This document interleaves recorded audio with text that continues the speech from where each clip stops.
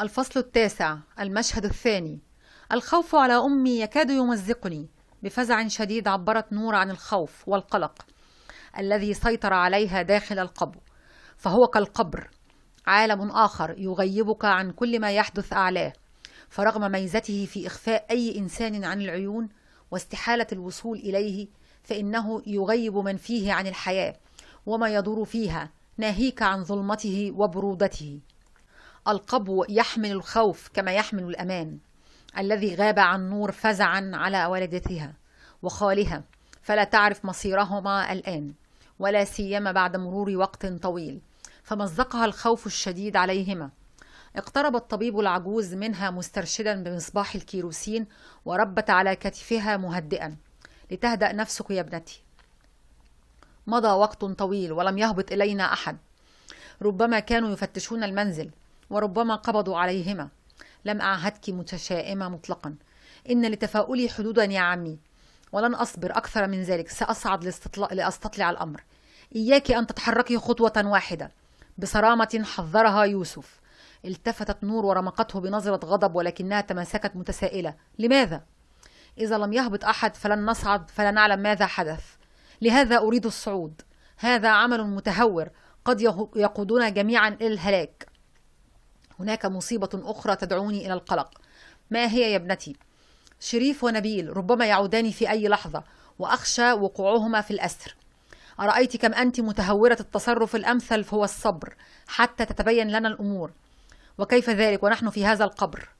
هل ينبغي الانتظار حتى نموت قلقا؟ لا أطيق الانتظار. ليس بإرادتك، فلست حرة تفعلين ما تشائين بنا.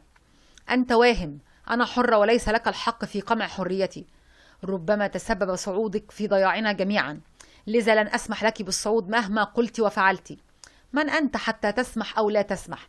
إياك وتخطي حدود الأدب. ماذا؟ سأصعد رغما عنك. تهم نور بالصعود فيسرع يوسف ويقترب منها محذرا: قلت لن تصعدي، لسنا في موقف يحتمل الميوعة. كيف تجرؤ على مخاطبتي هكذا؟ المواقف العصيبة تحتاج العقل والتفكير السديد، لا التهور والمشاعر الغبية. أنت عقل بلا مشاعر من أي نوع ولا إحساس.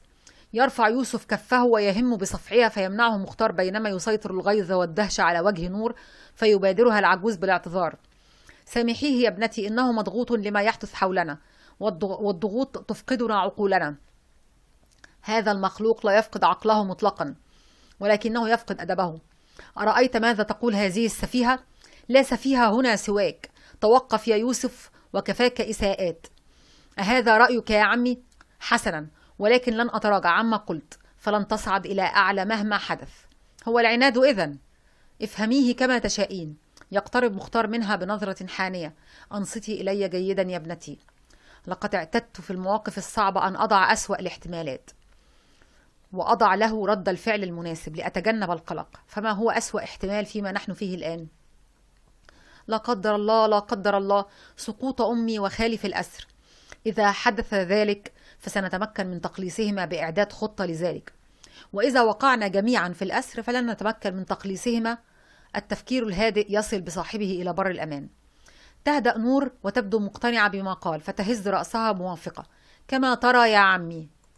يبدو الغضب الشديد على وجه يوسف الذي يكاد ينفجر وجهه غيظا، فيتساءل: ما الفرق بين مبرراته ومبرراتي؟ الأسلوب يا دكتور. لقد تعلمت الطب في بلاد الإنجليز ولم تتعلم الذوق. ألا تكفي كل هذه الإهانات؟ والله لولا احترامي لك لصفعتك على كل ما قلت وفعلت. ماذا؟ لا تتفوه بكلمة واحدة. يرميها يوسف بنظرة غضب، ثم يتنهد تنهيدة قوية، وفجأة ينتبه إلى وقع أقدام يعقبها ظهور شبح يقف فوق أعلى درجة للسلم المؤدي إلى القبو، فيخرج يوسف مسدسه فيمنعه مختار مناديا: من؟ أنا نبيل يا عمي. يعيد يوسف مسدسه إلى جيبه بينما يهبط نبيل السلم. متى جئت؟ وما حال السيدة سارة وأخيها؟ إنهما بخير. تتنهد نور بارتياح هامسة: الحمد لله. هل تعلم أن الإنجليز كانوا هنا وهم السبب في بقائنا بالقبو؟ نعم، وقد رحلوا. ألديك معلومات عن سبب وجودهم في الحي الأفرنجي؟ لقد اختطف مورهاوس. من هذا؟ ضابط من العائلة الملكية، والإنجليز يحفرون بورسعيد بحثا عنه. لقد قلبوا حي العرب رأسا على عقب، وكلما فتشوا منزلا وضعوا عليه علامة، فما كان من الأطفال بالحي إلا أن وضعوا علامات على بقية المنازل التي لم تفتش، فاضطر الإنجليز إلى إعادة التفتيش. ما أذكى هؤلاء الأطفال، ولكن بالتأكيد أثار ذلك الإنجليز أيضا. نعم يا نور، ألقوا القبض العشوائي على سكان الحي ورحلوهم إلى الاستاد تمهيدا لاستجوابهم، بل لقتلهم قتلا بطيئا، اللعنة عليهم. إنها الحرب يا يوسف التي تثير كل معاني الرعب والخراب والنذالة أيضا. تبدو متأثرا بشدة يا نبيل، وكأن الحرب وقعت الليلة. ما يحدث يفوق الاحتمال يا عمي، فلا يعقل أن تكابد مدينة صغيرة كبورسعيد كل هذا. لكن الله يا مصر، يجب أن أخبرك بأمر هام جدا يا عمي. ما هو يا نبيل؟ الإنجليز سيتمركزون هنا، لذا ينبغي أن نرحل عن المكان تأمينا لأصحابه ولنا أيضا. التقط يوسف كلام نبيل كما يلتقط الطائر الجائع الكلأ، فأسرع يعقب: أنت على حق يا نبيل، يجب أن نرحل.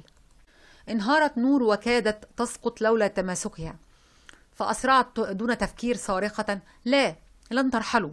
صرخ يوسف بعنف في وجهها: من سمح لك بفرض إرادتك علينا؟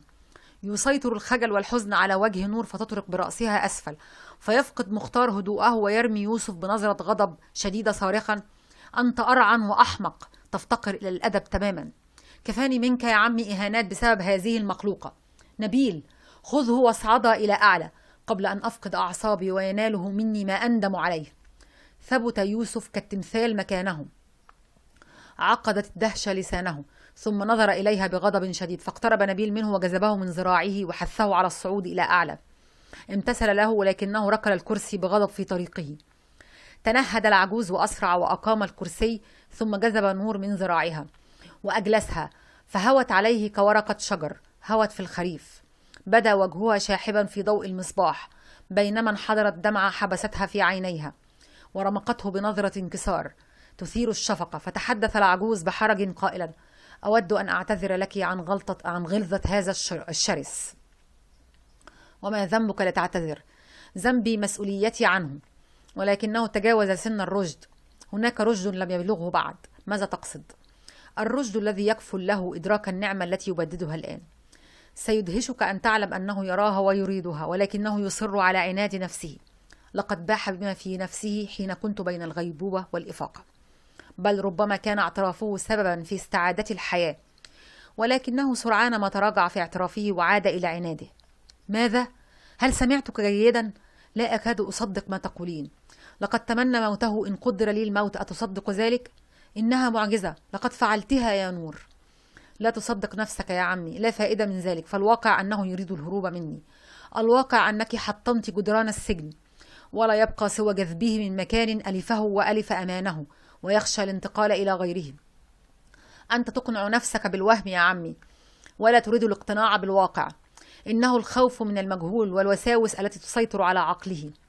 لقد منيت نفسي بذلك مثلك، وملأني الأمل الذي سرعان ما أسلمني في النهاية إلى انكسار وخذلان كما رأيت الآن. إن ما فعله يا نور يدل على حب وقلق عليك، ولكنه لا يجيد فن التعامل مع النساء، فلا خبرة لديه في ذلك المجال، وهذا ما ينبغي عليك تحمله. وماذا عن موافقته السريعة للرحيل من هنا؟ لا تفسير لدي، ولكن ما أدركته جيدا خوفه عليك إلا إلى حد منعك من الصعود بالقوة. ربما خوفه عليك وعلى نفسه. لا تتعجلي الأمور، أنا على يقين أن الله سوف يسبغ علينا من نعمه ومفاجآته الرائعة أكثر مما نتوقع يا ابنتي.